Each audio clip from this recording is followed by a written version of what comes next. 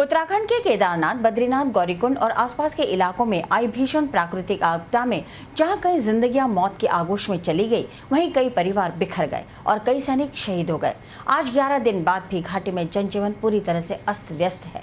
इन सबके बीच कुछ खुशनसीब परिवार भी हैं जो अपनी आंखों से इस जलजले को देखकर सकुशल वापस लौटे। आदर्श नगर बालूपुरा रोड के भड़ाना दंपत्ति भी उनमें से एक हैं, जो 5 दिन उस प्राकृतिक आपदा के गवाह बने और जैसे तैसे देहरादून से अजमेर लौटे। सोहनलाल भड़ाना और उनकी पत्नी सरजू देवी भड़ाना ने स्वामी न्यूज को अपनी दास्तां सुनाते हुए बताया कि 13 जून की रात वे चारधाम की यात्रा के लिए निकले थे। प्राइवेट बस से 27 यात्री इस सफर में उनके हमसफर थे। 16 जून की रात जब श्रीनगर के गढ़वाल क्षेत्र में पहुंचे तो मूसलाधार बारिश की वजह से सारे रास्ते जाम हो गए, जिसके चलते ये लोग केदारनाथ और बद्रीनाथ नहीं जा पाए। लेकिन गढ़वाल में ही इन्होंने प्राकृतिक आपदा का भयावह रूप देख लिया। बादल फटने और पहाड़ गिरने से कई मौतें हो गई, कई लोग पानी में बह गए। इन्होंने अपनी आंखों से पानी में गाड़ियां और सिलेंडर बहते देखे। भड़ाना दंपत्ति ने सकुशल अजमेर लौटने पर भगवान का शुक्राना अदा करते हुए कहा कि ऐसा विनाशक रूप भगवान किसी को ना दिखाए। 15 तारीख को हरिद्वार में पहुंचे, वहाँ बहुत तेज बारिश हो रही थी। उस तेज बारिश के अंदर बरसते हुए हम ऋषिकेश गए। ऋषिकेश के अंदर भी बारिश हो रही थी शनिवार के दिन। फिर इतवार को हम वहाँ रुके ऋषिकेश के अंदर, वहाँ एक दिन रुके।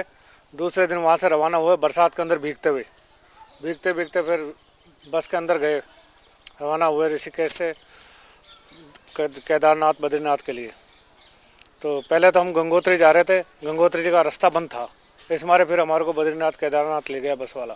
फिर हमने मालूम करा कि क्या बात हुई है, तो वो कहने लगे वहाँ आगे बाढ़ आ गई है और कार पार्किंग था वहाँ पे जो है कार पार्किंग था, वो कारें भी बह गई है।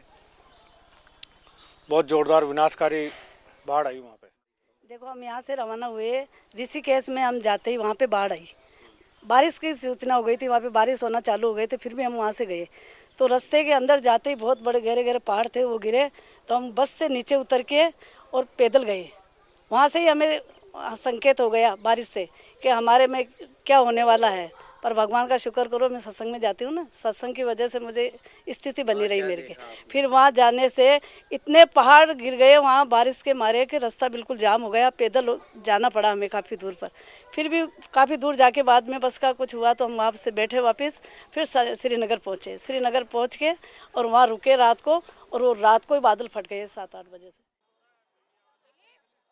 वहीं रामनगर से 40 श्रद्धालुओं का केदारनाथ दर्शन को गया जत्था 10 दिन की प्राकृतिक आपदा का गवाह बनकर बुधवार को हरिद्वार से ट्रेन द्वारा अजमेर पहुंचा। अजमेर रेलवे स्टेशन पर अपने परिजनों से मिलने की खुशी इन तीर्थयात्रियों के चेहरे से साफ झलक रही थी। अपने परिजनों और रिश्तेदारों को अपनी आंखों के सामने जिंदा और सकुशल देखकर परिजन भी फूले नहीं समा रहे थे। इन सबके लिए सिर्फ परमात्मा का शुक्रिया अदा करने के सिवा उनके पास कुछ और नहीं था। इन तीर्थयात्रियों ने बताया कि हरिद्वार से इन्होंने लगभग 98,000 रुपए में चारधाम यात्रा के लिए बस तय की थी। गंगोत्री पहुंचने पर आई भीषण आपदा ने इन्हें केदारनाथ जाने से रोक दिया। वहीं बस वाला भी इन्हें छोड़कर चला गया। जैसे तैसे टुंडा गांव में इन्होंने खौफ के साए में 5 दिन गुजारे। अब उस मंजर को ये याद करना भी नहीं चाहते। यमुनोत्री आराम से पहुंच गए, वहां से नीचे उतरे, फिर अचानक ही बारिश शुरू हो गई। रास्ता बहुत ज़्यादा जाम हो गया। हम टुंडा नामक एक गांव में, वहां हम लोग 5 दिन तक फंसे रहे। लेकिन वहां के तहसील वगैरह में हमें रुकने का अच्छा प्रबंध मिला। लेकिन वहां खाने आने के लिए ना ज़्यादा लूटपाट हम लोगों के साथ नहीं, लेकिन कई यात्रियों के साथ में बहुत ज़्यादा भी लूटपाट हुई। सामान वगैरह, राशन पानी भी खत्म हो गया। लेकिन हम लोगों को ऐसी परेशानी नहीं, लेकिन हमें ना रोड बहुत मतलब वैकल्पिक था। बहुत गाड़ियाँ बह गई, कई लोग बह गए। हमारे लोगों के सामने देखते देखते ही, हम लोगों के देखते देखते मतलब बहुत ज़्यादा मतलब देखने लायक, मतलब कुछ भी बता नहीं सकते, इस तरीके का मंजर था वहाँ। बिना लाइट, बिना पानी 4 रात गुजारी और जंगल में से लकड़ी लेके आके चूल्हे पे रोटी बना के खाई। वो हमारे पास फोटो वगैरह सब है। और चावल हमारे सामने एक टाइम खाना, एक टाइम खिचड़ी बना के खाई। और हमारे सामने गाड़ियां बह रही थी, हजारों सिलेंडर, हजारों सब कुछ बह रहे थे। हृदय विदारक दृश्य था, हमसे देखा नहीं गया। हम 40 लोग गए थे यहाँ से, अजमेर से 40 लोग गए थे। वहाँ से फिर हम जमुनोत्री गए। जमुनोत्री की यात्रा करके फिर हम गंगोत्री को आए। एक अन्य उसमें होटल में ठहरे, रात हो गई थी। तो वहाँ से सुबह रवानगी ली, तो है ना आगे 20 किलोमीटर पहुँचे तो पुल टूट गया।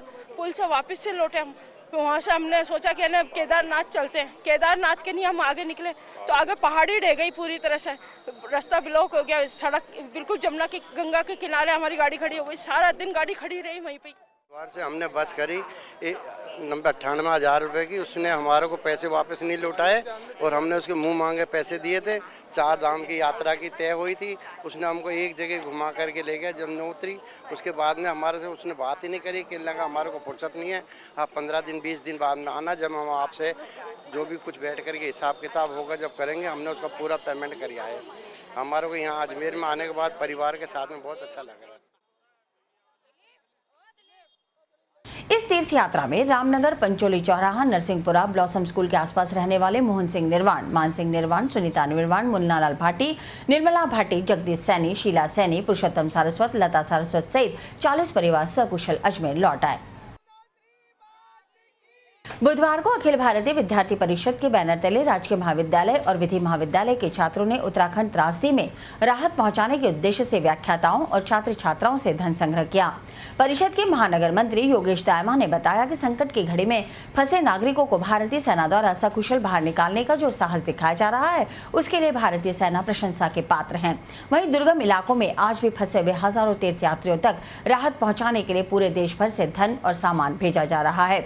इसी में विद्यार्थी परिषद अपनी आहुति देते हुए धन इकट्ठा कर थोड़ी सी सहायता भेजने का प्रयास कर रहा है।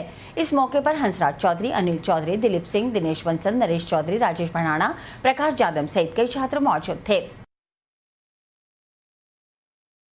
आज अखिल भारतीय विद्यार्थी परिषद ने राजकीय महाविद्यालय, गवर्नमेंट विधि महाविद्यालय के अंदर जो उत्तराखंड में त्रासदी हुई है, प्राकृतिक आपदा हुई है, उसकी आर्थिक सहायता के लिए हमने कोष जमा किया है। जो कोष राशि हमें महाविद्यालय के लेक्चरारों से और विद्यार्थियों से जमा की है।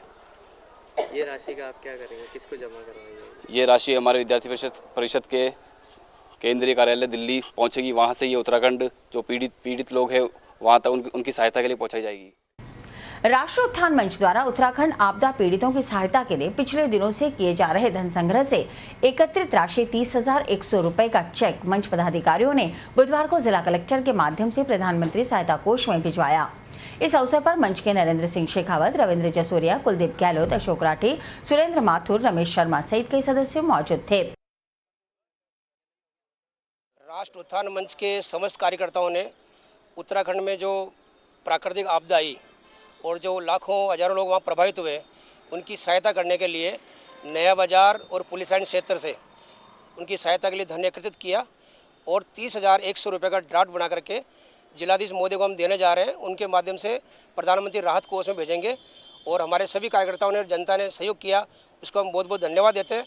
और कल एक समाचार मिला कि वहाँ जो सैनिकों के साथ में एक हेलीकॉप्टर दुर्घटना हुई, हम भगवान से प्रार्थना करते हैं कि उनकी आत्मा को भी शांति मिले।